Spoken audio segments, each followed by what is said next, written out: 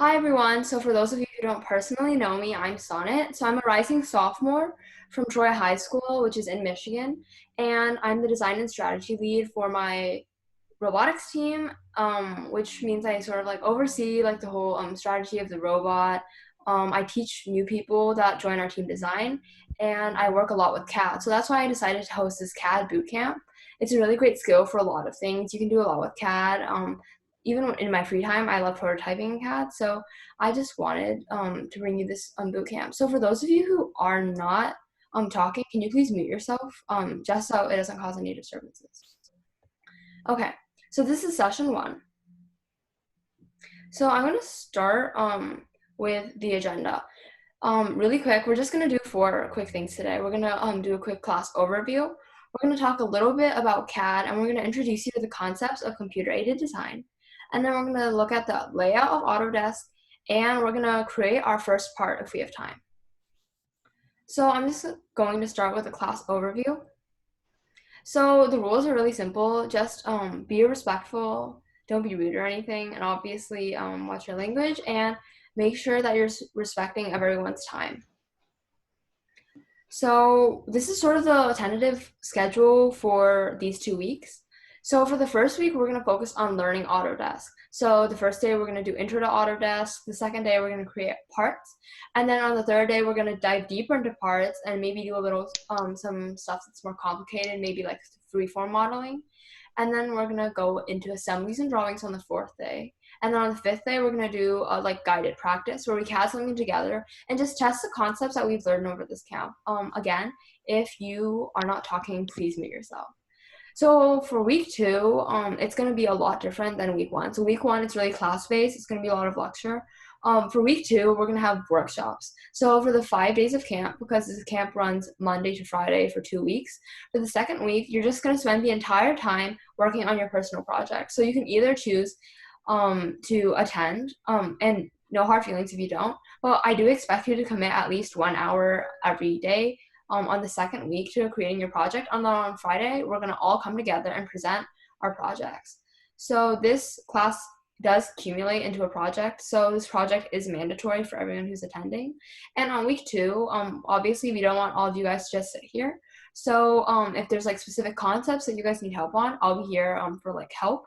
And if you guys want, I will also be hosting workshops on the second day, just focusing on things that I didn't get a chance to go over on week 1 and are maybe a little bit more focused and like applicable to a smaller amount of projects. So that's the schedule. Okay. So now we're going to talk a little bit about what CAD is. So for those of you who aren't familiar, CAD stands for Computer Aided Design. It's an acronym, and it's a tool that engineers use when you're designing and creating a concept, and that's because it saves time and money. So if you think of a car like the ones that your parents probably drive, it's really big, it's really expensive, and it's really, really complicated. And that's definitely not something that you can just start building right away. Like if you have a Lego set, and you can't just look at a manual and start building and just like go along the way, because it wastes a lot of time and a lot of energy for a lot of people, and it wastes a lot of money. So basically, CAD is a tool that engineers use to model it online on a computer and run simulations to test a lot of different aspects of it. So CAD has a lot of functions. It can help create realistic models, and you can also create engineering drawings with it, which can be really helpful. And as I previously mentioned, you can also run simulations, which is really good to test rigidity and stuff like that. So we're just gonna hop right into Autodesk Inventor. Hopefully all of you guys have it. If you don't, you can stay on a little bit after the class and I'll help you get it. But we're just gonna look, open up Autodesk Inventor and start working with that right away. So I'm going to switch tabs. Can you guys still see my screen? Okay. Yes, we can see your screen. Yeah. Okay, great. So we're gonna Yes. start looking over like the layout of Autodesk Inventor and how it's set up, because you're going to be using it a lot over the next 2 weeks. So you want to be familiar with you know, what it looks like and the various functions. So if you open Autodesk Inventor, it should bring you to this page. This is for Autodesk 2021, and hopefully all of you guys have that. So basically, when you open it up, you can see up here you have a little toolbar, and then over here you have a workspace. So I'm just going to walk you through it. If you guys have any questions or need clarification, just unmute yourself and then ask a question. Okay. So obviously when you hop on to Autodesk Inventor, you'll see that you're on this Get Started tab. So here you have the new button, which we're going to be using a lot. So here you have the option of creating a new part. If you hover over it, you can see in parentheses, it says Control N. So basically what that means is if you click this button, what happens is that it will bring you to this little screen and you can create a new file. Alternatively, you can also click Control N and it'll also bring you to the same screen. So I think I have a question. We don't see your screen. Oh, you don't see my screen? Yeah, you're on your schedule. We can see the slides, but we cannot see the Autodesk. Okay. I will change that. Sorry. Yes, I haven't had the key. Okay.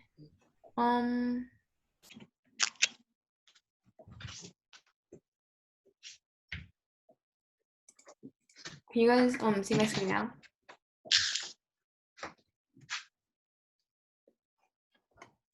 Can you guys see my screen now? Yes. Yeah.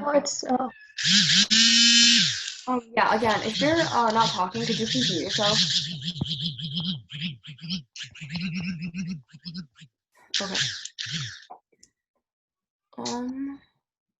Okay. Okay. Sorry about that. We're gonna get into the home page. So this is the base.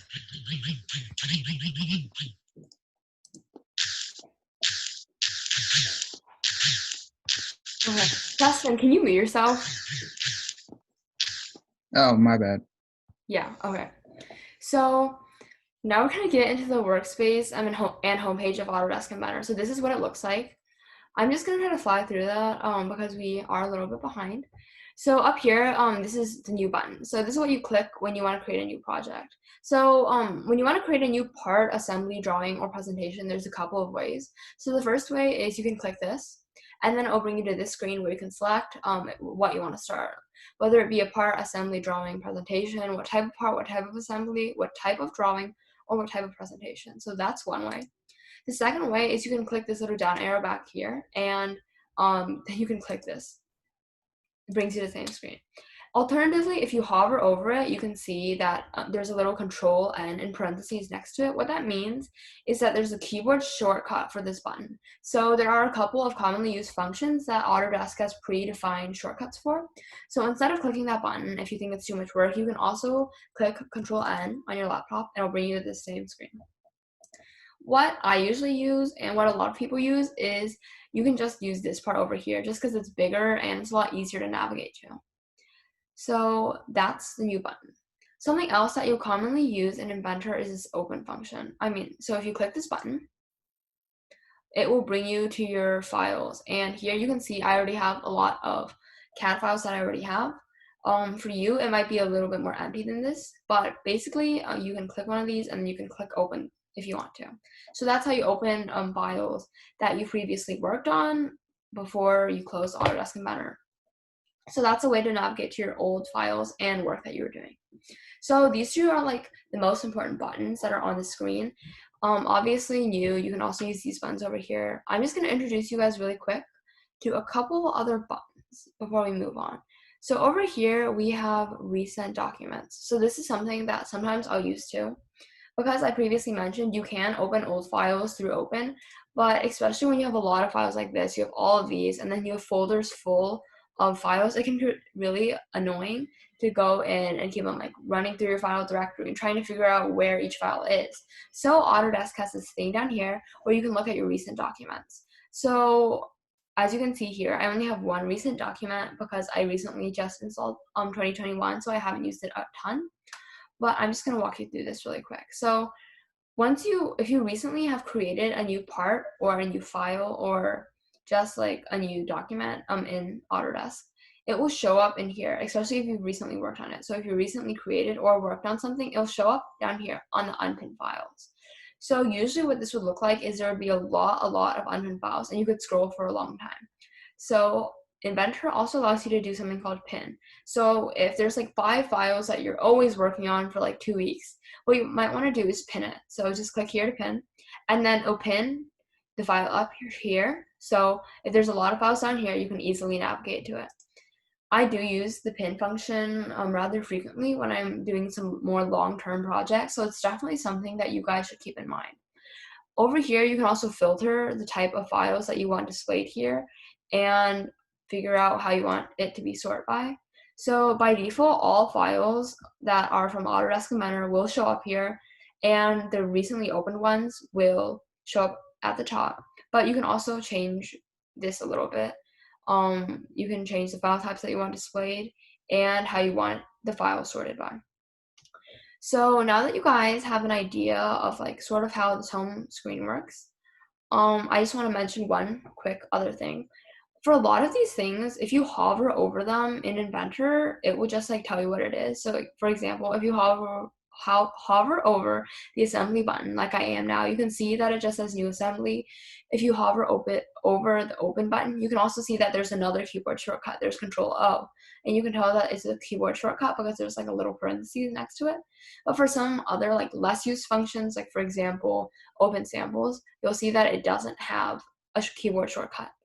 But it does have like a quick sentence telling you a little bit more about what it is. So you can tell that open samples lets you download sample files to explore Autodesk Inventor software and functionality.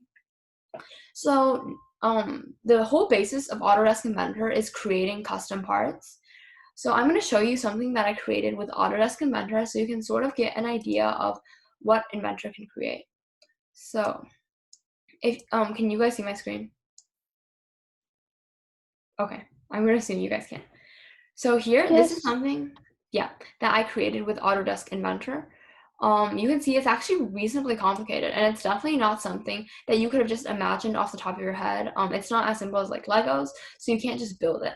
So if you zoom in and you look, there's like hundreds of holes probably on this thing. There's holes all along these metal frames, on this plate, and this is definitely something a little bit more complicated that you guys might be able to get into later in your CAD journey. But I just wanted to give you guys a quick overview and idea of the things that you can do. As you can see, this is really complicated. There's a lot of screws on here. There's a lot of details. You can even like measure the exact size of a lot of these things. Like for example, I can tell the screw like the length is 17.8813 and like a lot of other decimals, and that's definitely not something you can do without CAD. So that's why CAD is super important for a lot of things, and hopefully by the end of this camp maybe you won't be able to get here just because you're only learning CAD for 1 week, and this is something I created after a couple months of learning CAD. But this is definitely something that you can easily make in the future, and it's definitely an attainable goal if you commit to continue working in CAD. So there's 4 main file types in Autodesk Inventor, and I'm going to talk a little bit more about those 4 file types before we move on. So the first one is a part. So I'm going to use Legos a lot just because it's a really good metaphor for CAD. So if you think of a part in terms of a Lego, that might be like a single wheel that goes on a Lego car, or a single block. So part creates individual pieces. It does not create the whole robot like I just showed you. It creates the individual custom pieces. So if you want to create a wheel, you would create a part. So assembly, like it sounds, it's a collection of the little parts. So for example, if you make a bunch of Lego bricks and you make a bunch of wheels and using the part file, then in assembly you would import all of them and use the individual pieces to make up your big project or the thing that you want to showcase. The drawing file, it's something that we'll get into a little bit later. Drawing is not something super big that we use a lot in robotics, but it's definitely something really useful for like just like mechanical drawings and engineering drawings if you want to show specific details.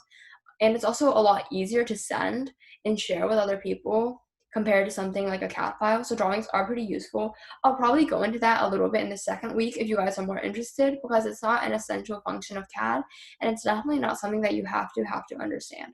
So the last thing that you can, or file type you can make with Inventor, it's a presentation. So like it says when you hover over it, this is a template that you can use to create animations and exploded views. So if you want to demo your product or your project to a group of people, you can transfer your final project or product from an assembly to a presentation. And it will allow you to demo your project in a better way because it offers a lot of extra functions and it offers a lot of better ways to display your work. So now we're going to start and we're going to actually start CADing. So do all of you guys have Autodesk Inventor open and navigated to this screen? Yeah. Okay. That's good. So we're just going to get started. Does anybody need any more time or are we all good? Okay. We're going to move on now. So click part. This usually takes a bit to load always, just because Autodesk sometimes can be a lot to run for people's computers. And if it says that it's not responding, it's fine. Don't worry. It's pretty normal. So have all of you guys navigated to this screen? Because I don't want to lose you guys. Okay. So we're all good. So this is the part screen. So when you open a part, this is what it brings you to. Okay. Joshua, do you need some more time? Oh, yeah, I was supposed to click part and like go along with you. Yeah. This is like a yeah, walkthrough because I don't want to lose any of you guys. Joshua, are you good now? And nothing's happening. Yay. Okay. Wait, what'd you click? What part? Oh, whoops. Okay. I'll give all of you guys a bit more time because it seems you guys need a bit more time. So yeah. Cool. Again, from home screen, just click part and then it'll load and then it'll bring you to this file. And then when you're at this spot, just leave it there and just like give me a thumbs up or something so that I can see that you guys are good.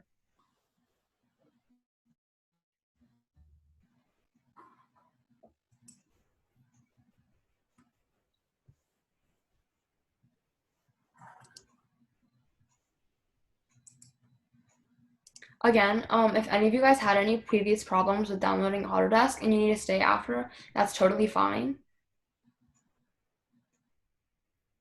Okay, so I think I gave you guys ample time, so I'm gonna move on now, unless like anyone else hasn't navigated to the screen yet. If your colors or something are a little bit different, that's fine, but just make sure you are on the screen. Is everyone here? Okay. Yep. So I'm just gonna get started. So for part right now, you can see that this is completely blank. So we're gonna talk a little bit more about what all of this and all of this stuff does a little bit later.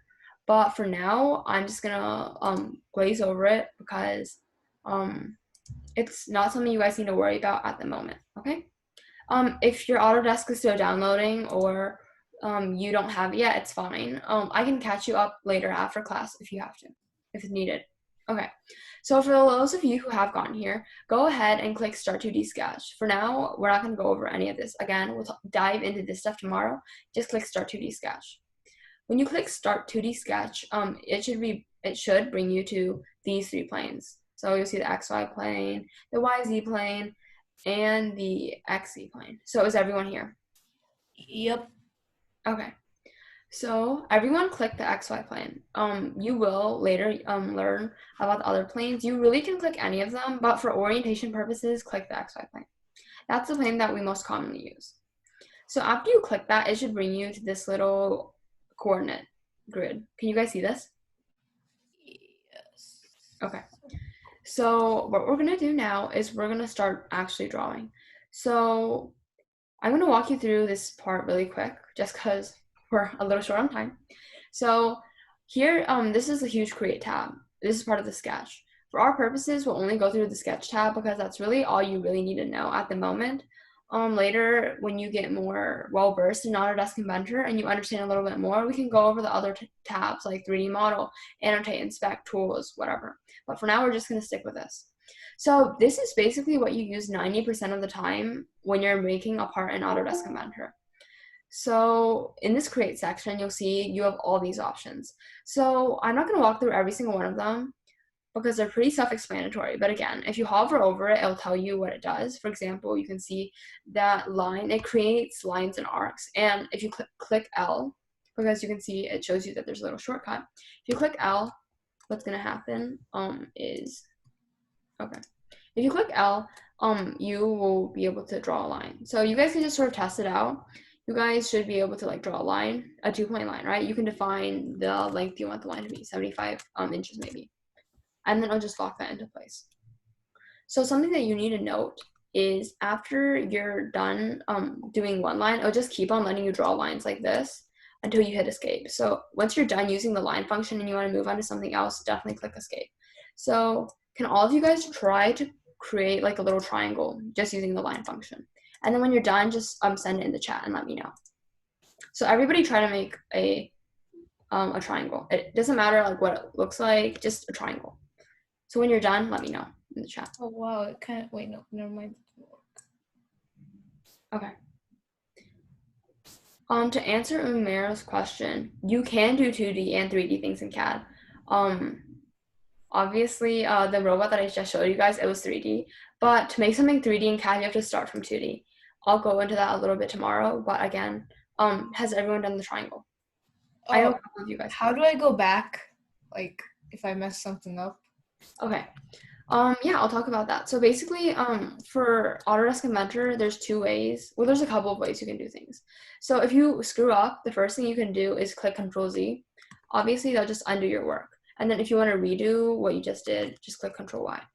Alternatively, there's a couple of ways you could just delete lines, which is what I usually choose to do. You can either choose to click, but then you'll have to delete every single line. So that's pretty annoying. So what I usually like to do is, if I have something that I want to delete, I will do this. So you guys probably saw me using this earlier.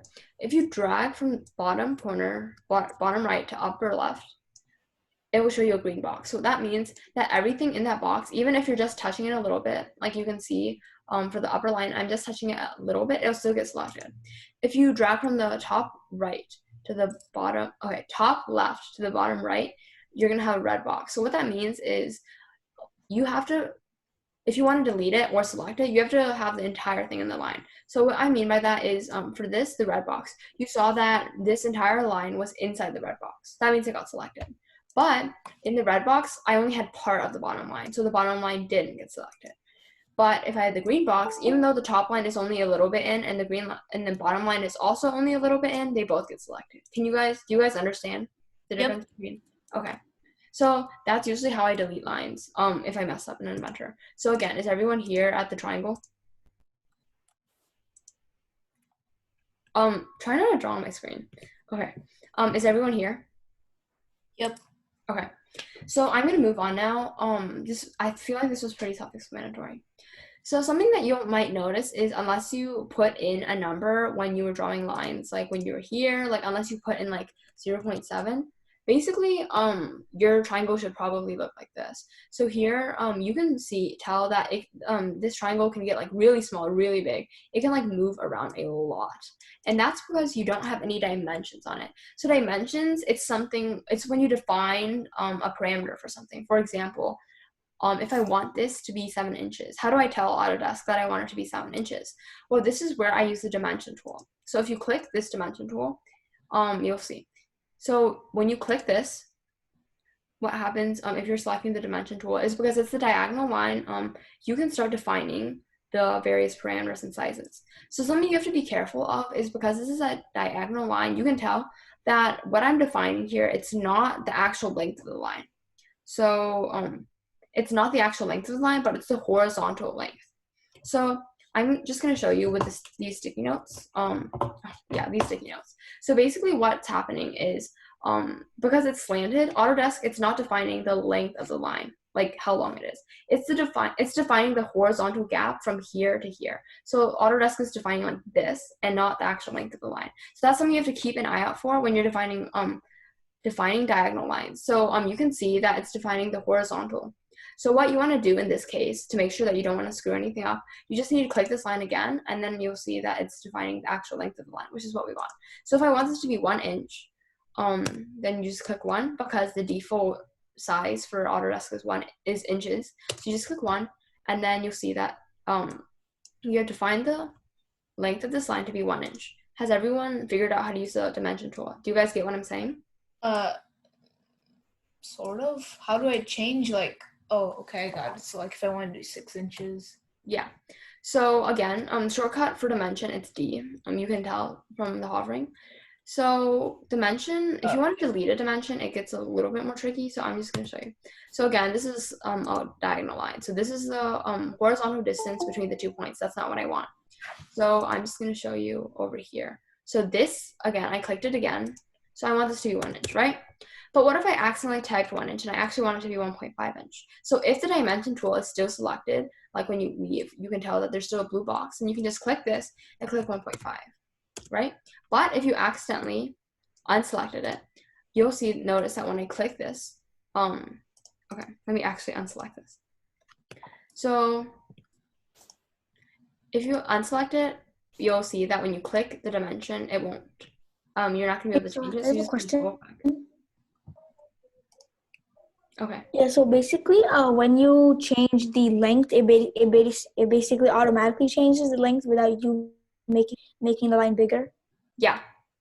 So for example, you can see, again, you have to double click on diagonal lines. This is 1.73, right? But I want it to be 2 inches, which is longer. So you'll see that this automatically got longer. Okay.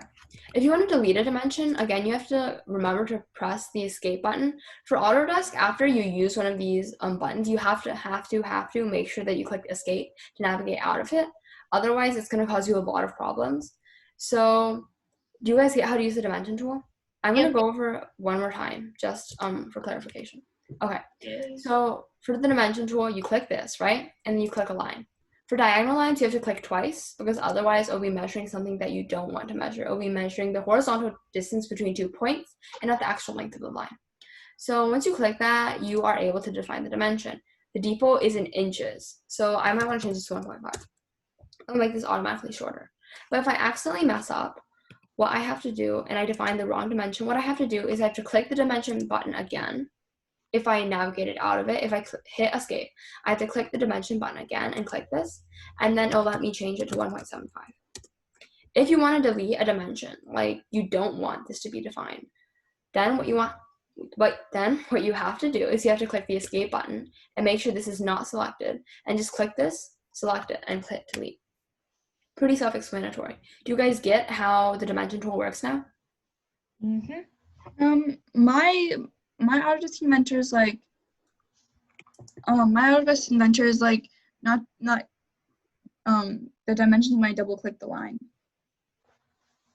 Yeah. It's like doing something different.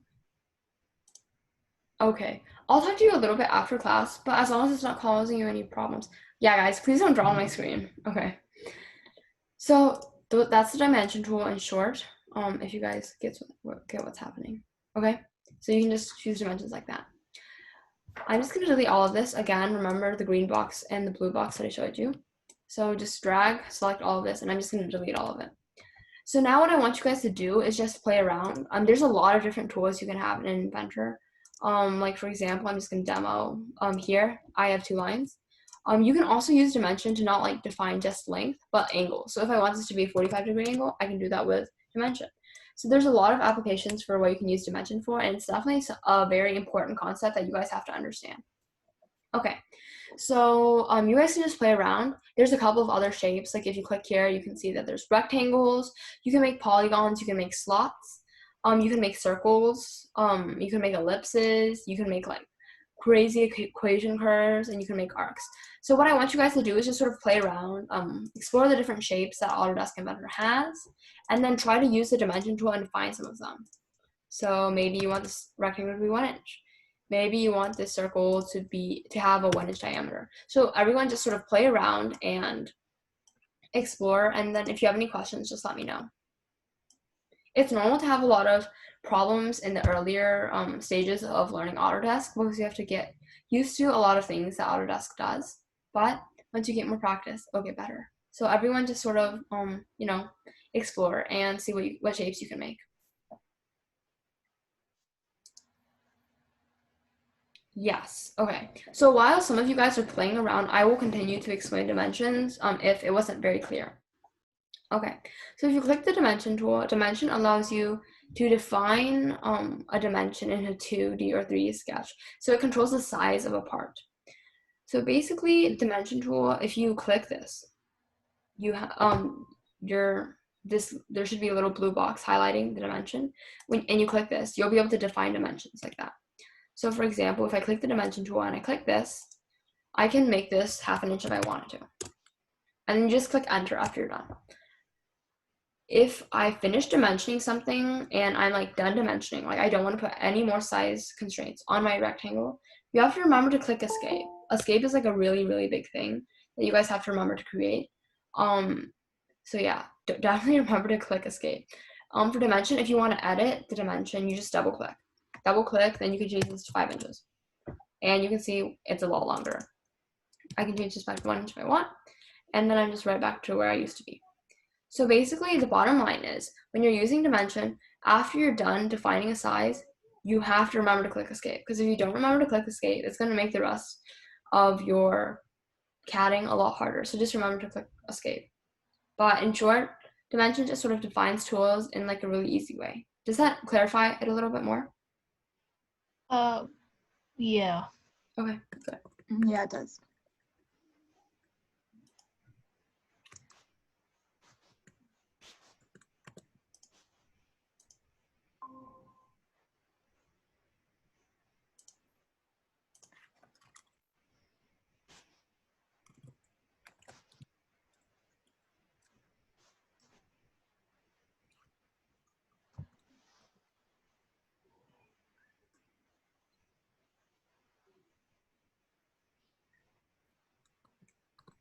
Are you guys exploring Inventor and like taking a look at all the functions and stuff? Yeah. Okay, perfect. Make sure to explore. Have you guys like found some really cool things? Does anybody want to share what they found? Like the center point arc is actually something I really like. It's really great for making really fun and cool shapes. Like for example, here. I think that's like super cool. And this is definitely something that you'll need a lot in the future. So just continue exploring. I'll let you guys explore for like another 3 minutes, and then we're probably gonna get back together. I suggest all of you guys, just as like a beginning, basically, maybe try to create like a snowman or like a simple shape, because that's definitely really helpful in helping you navigate around, or like making like the top view of a Lego brick, you know? So just explore a little bit.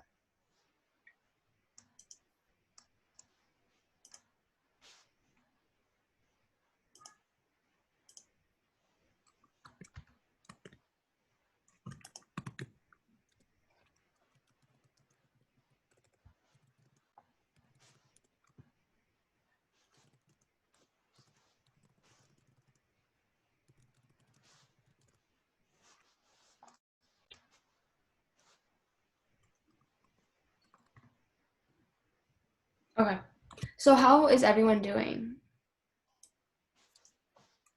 I was trying to make the 2D triangle into 3D, and I have no idea how to do it. Yeah. That's definitely something we're gonna go over a little bit later, because there's a lot of ways to make a sketch 3D. So we'll talk about that later. But for now, you guys just continue exploring. Okay. Shit. So now that you guys have like sort of an idea of like how everything works, I'm just gonna move on. So again, for those of you who just joined, you guys can stay after and I'll talk to you. Okay, so now that you guys have a good idea on how to create a lot of different shapes in Inventor and how to use the dimension tool, we're going to talk a little bit more in depth about some other functions that are also very important in Inventor. So something that you guys might have noticed is, even though you create a rectangle and you define all the dimensions, like you say that you want this to be 7 inches and you want this to be 4 inches, you can still move this rectangle around. Like you can move it upwards, and you can also move it from side to side. So that's not something that you want in Inventor. You can also see that all these lines are purple. So something that's really important in Inventor is locking everything down, because you don't want to accidentally have like a really, really complicated drawing and then accidentally click somewhere and just set the whole thing off. That's definitely something that you don't want. So I'm going to teach you guys a little bit more about the constraints. Can you guys see what I'm showing you right now? Could you repeat what you just said? I didn't understand. Okay, of course. So you guys might have noticed that even though you guys have put down a lot of dimensions defining exactly how long and the size of specific shapes, you can still move everything around.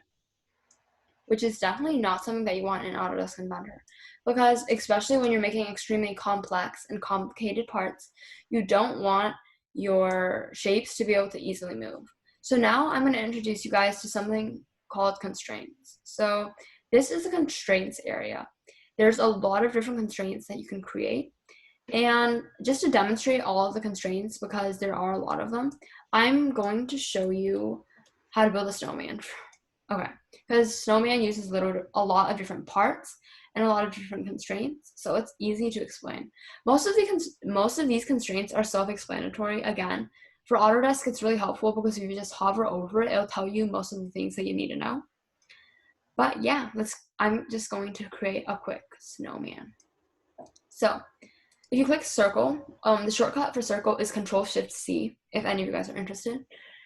You can draw circles. So I'm going to make this circle 7 inches. Okay. And then I'm going to draw another circle on top. I'm going to make this 5 inches because obviously the head has to be a bit smaller than the body.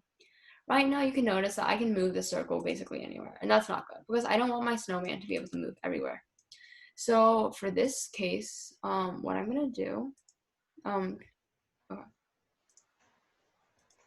okay, so for this, what I'm going to do is I'm going to start locking things down.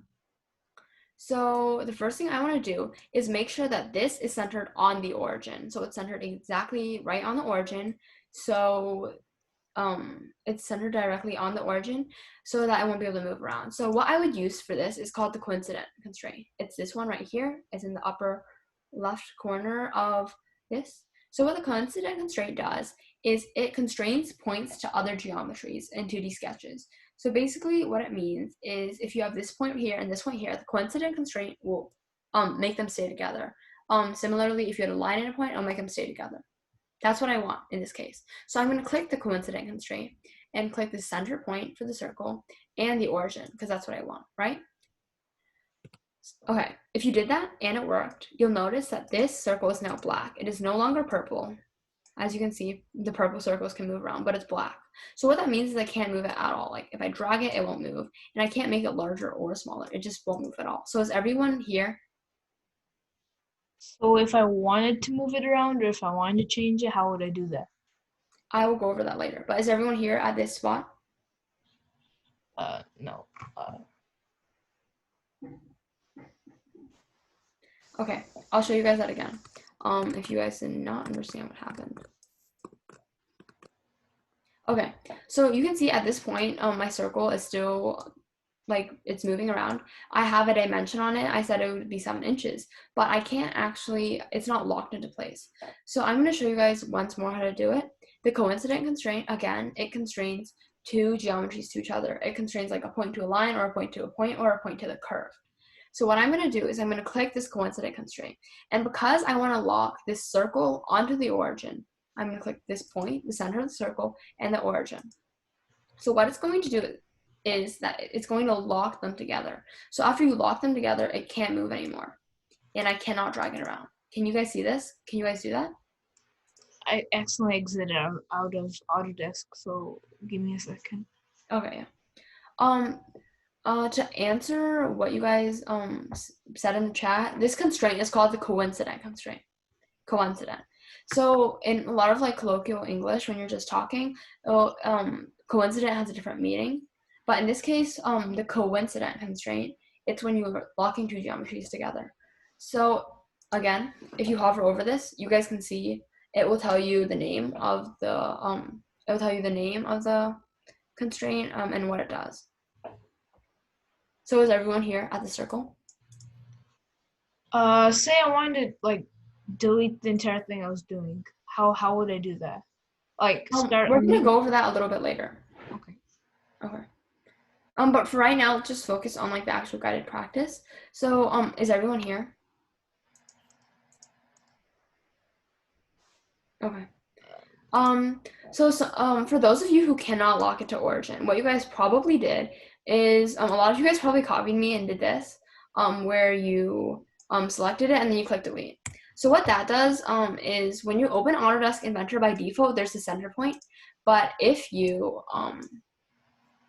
But if you did what I just did and you drag from here and you deleted it, you probably deleted the origin point.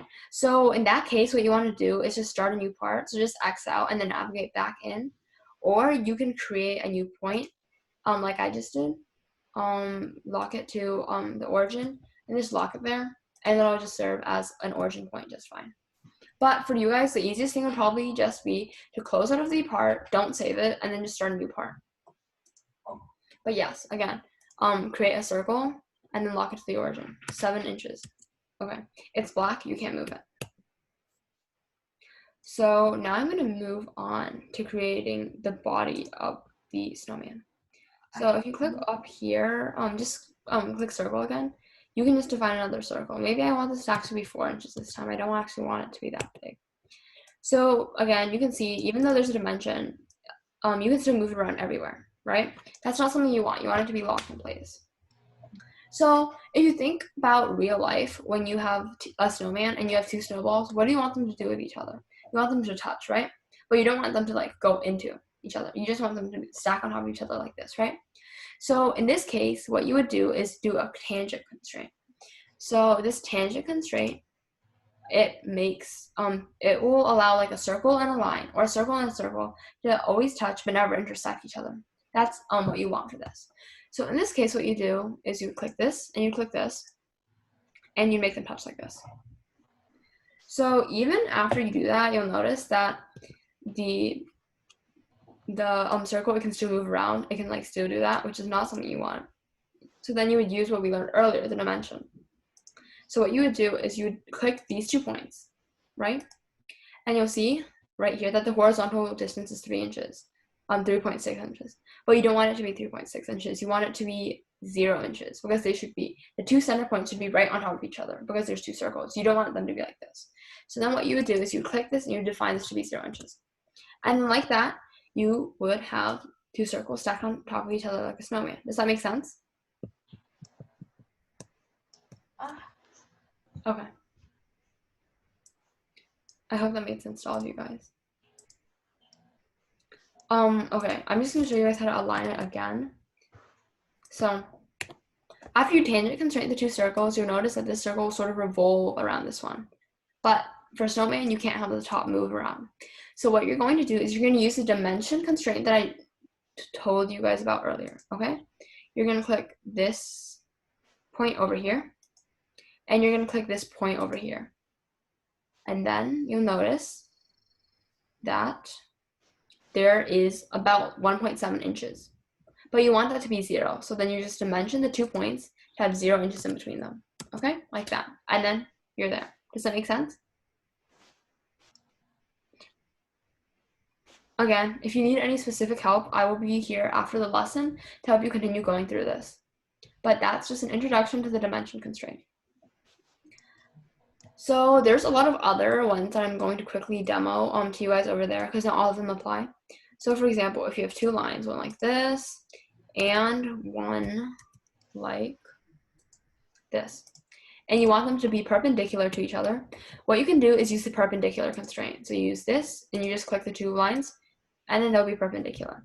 This might not look perpendicular because they're not touching, but they are perpendicular, and if you measure, there's going to be 90 degrees in between them.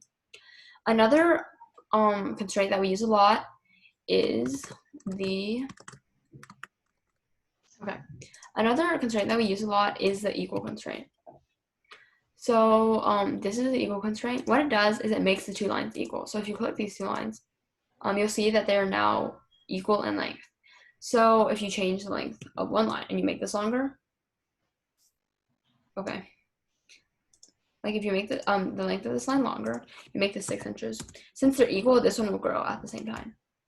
So that's what the equal constraint is. I'm going to go ahead and delete this dimension. So some other important things that I'm going to show you guys really quick is the parallel constraint. So you can make 2 lines parallel, which means they'll never intersect. Okay, it's pretty self-explanatory. You can also have the horizontal constraint, which means you make this line horizontal, like completely horizontal, 0 degrees from horizontal. And then you can also make a line completely parallel, completely vertical. So that's the vertical constraint.